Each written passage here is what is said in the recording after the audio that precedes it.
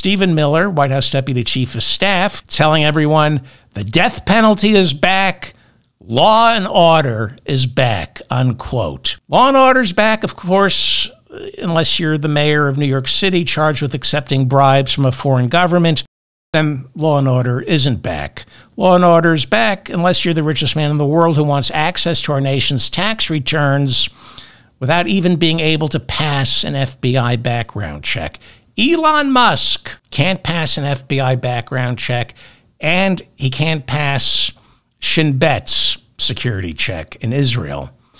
By the way, the Trump administration changed its mind late Thursday. Elon Musk and his Department of Government Efficiency droogies won't be able to access our tax returns. He was going to get all our tax returns, and then at the last minute, the Treasury Department said no. Wonder why? Could it maybe be that Trump doesn't want Elon Musk and his droogies seeing his tax returns? In 1992, the Internal Revenue Service workforce stood at 114,000. Today, we have roughly 80,000 people working at the IRS. Problem is, since 1992, our population has increased by 74 million Americans, with 35,000 fewer IRS employees.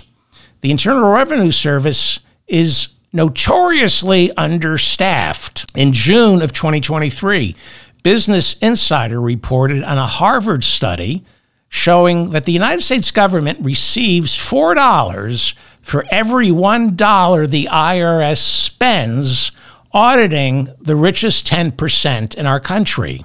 In other words, when you hire more people to work over at the IRS, government is more efficient. You save money. You make money. Business Insider reporting that America's top 1% refused to pay roughly $163 billion a year because they know the IRS lacks the resources to audit them. According to reporting in the New York Times, Trump has hundreds of LLCs, and it takes years for the IRS to finish his audits because, why? The entire purpose of just one LLC is to hide money from the government.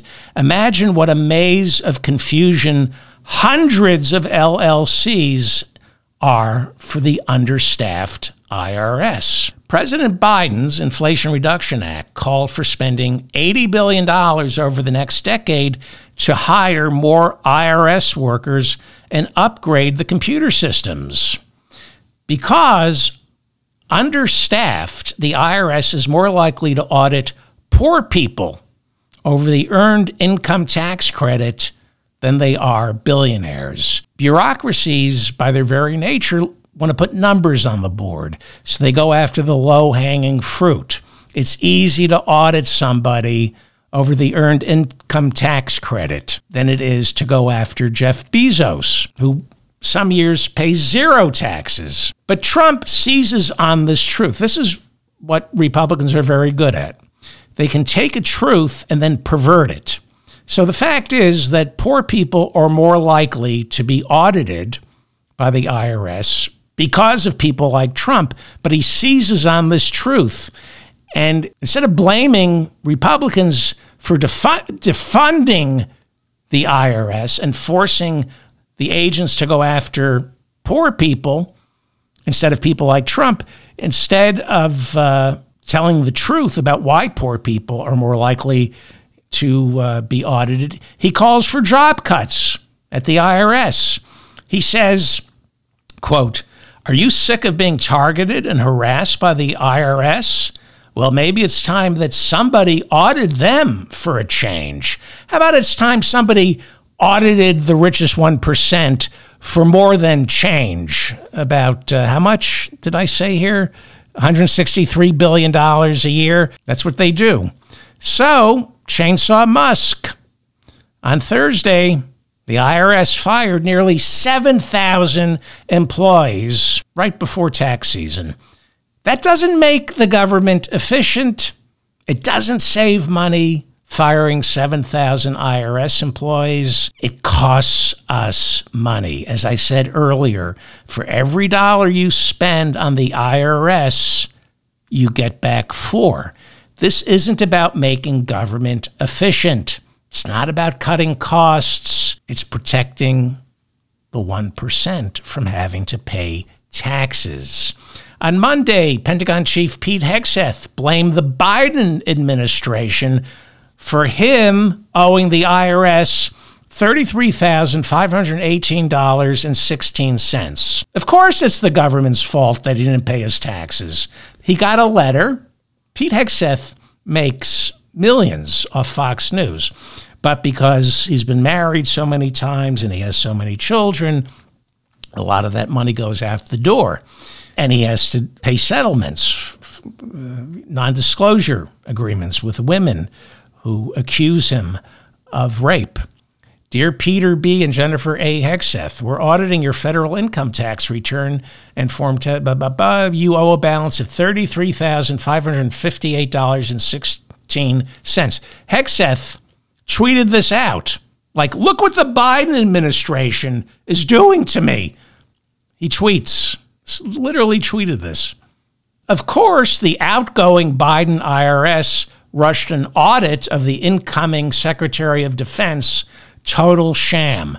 The party of norms and decency strikes again. We will never back down. How about you just pay your effing taxes? You really think, does anybody really believe that Joe Biden ordered an audit on, when you owe close to $35,000, you're going to get a note from the IRS. That's how it usually works. But it's the government's fault that this alcoholic didn't pay his taxes. He's got money for strippers, money to be face down in the backseat of a car puking, according to several eyewitnesses and a sister-in-law, an ex-sister-in-law. Money for that, but no money for the government he claims to love so much. Howard Lutnick cleared the final Senate hurdle to become Commerce Secretary. Lutnick is worth close to $1 billion, and according to his disclosures, he is the head of or associated with nearly 1,000 separate companies. What a proficient entrepreneur. 1,000 companies. Wow. Why does he have 1,000 companies? Same reason Trump does. You don't have to pay taxes. Lutnick told Fox News after his confirmation that Trump plans to replace the Internal Revenue Service with an external revenue service. Lutnick said the entire government could be funded through tariffs. He perpetuates the lie that foreign governments pay tariffs. Consumers pay Americans pay the tariffs. It's a tax. Now, we need $7 trillion a year to keep the government going. If Trump placed a 25, and this could never happen, but go with me on this. If we set up an external revenue service and Trump placed a 25% tariff on all foreign imports, at best, it would bring in $1 trillion a year. But that's not going to happen. It's impossible. That would set off a trade war, bringing the global economy, including ours, to its knees.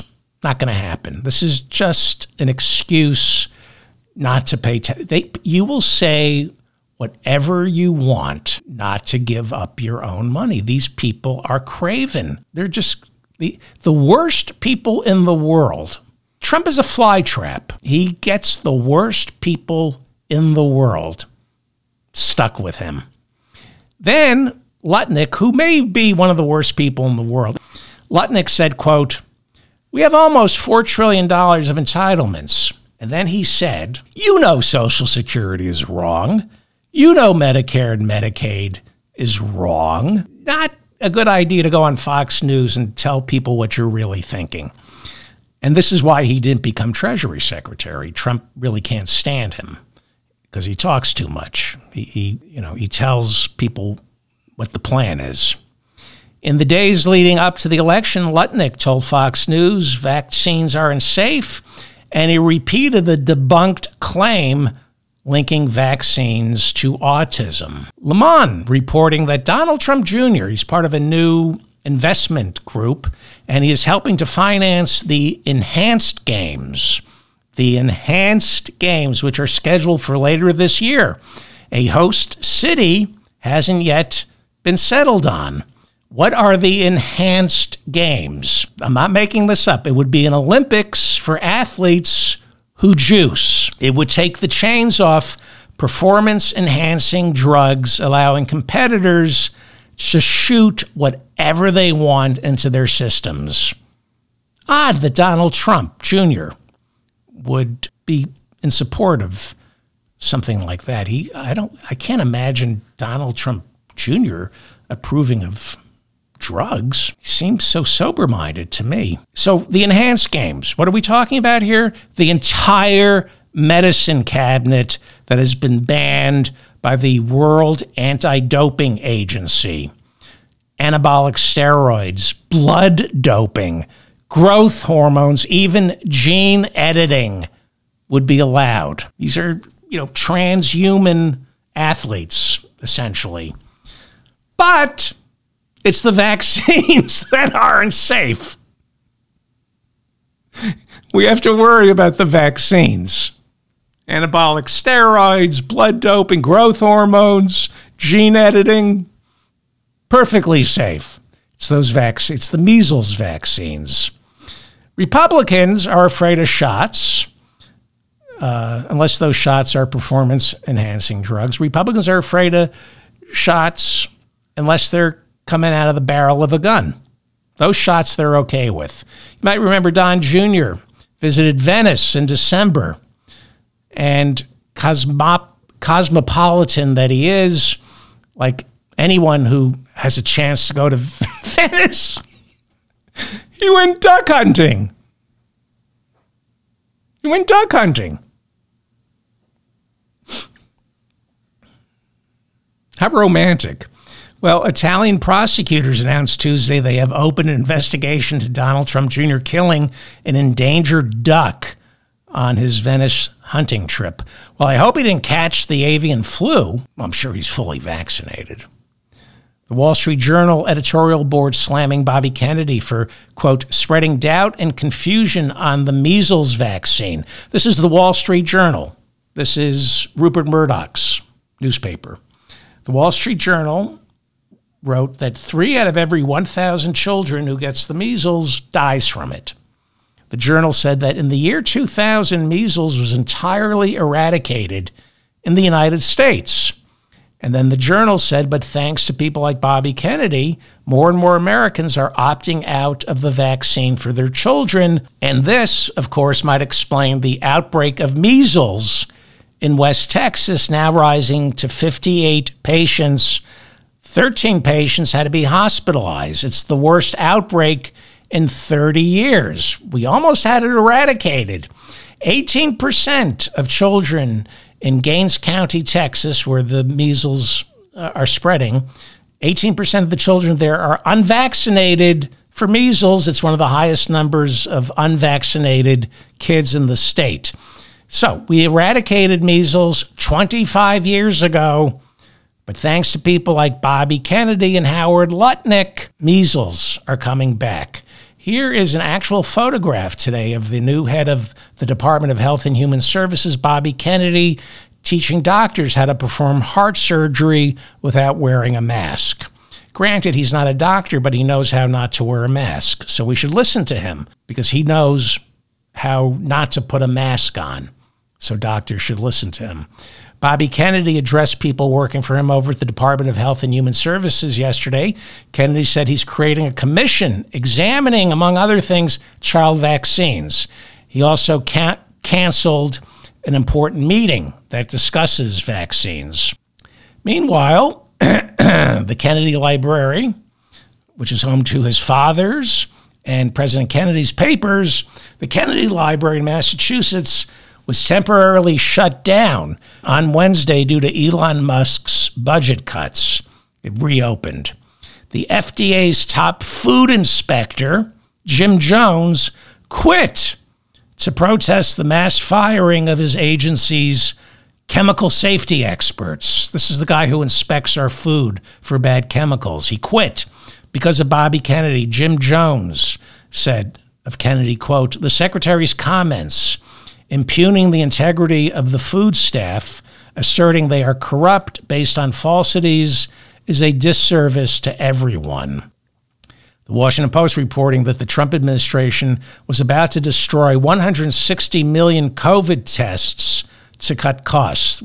They bought I think it was $500 million worth of free COVID tests that were going to be distributed, but the Department of Government Efficiency said it would be more efficient to destroy these tests than give them out to American citizens. Well, the Washington Post reporting that within 24 hours of that story breaking, the Trump administration reversed course. The United States Department of Agriculture is now trying to rehire all those bird flu experts they fired. They fired experts on zoonotic leaps that viruses make from animals to humans. They fired those people in the middle of an avian flu epidemic that's hit like 100 million chickens and is spreading to cattle and people. And the Huffington Post calculating that since Trump's return to the Oval Office, it cost the American taxpayers nearly $11 million so far for this turd to play golf. The Washington Post reporting Trump cut a $200 million program that provided legal guidance to unaccompanied minors coming across our border. Yeah, why would you want to tell a frightened child what their rights are? Why would you want to give free legal advice to a terrified child? $200 million cut. But they saved $200 million, right? They saved it. And what are they going to do with that saved money? Same exact amount of money, $200 million, is going to be spent on something way more important for the border. Semaphore reporting the Department of Homeland Security will spend $200 million on commercials warning undocumented immigrants, "We will hunt you down." That's what we're spending $200 million on, to terrify undocumented immigrants who are watching television.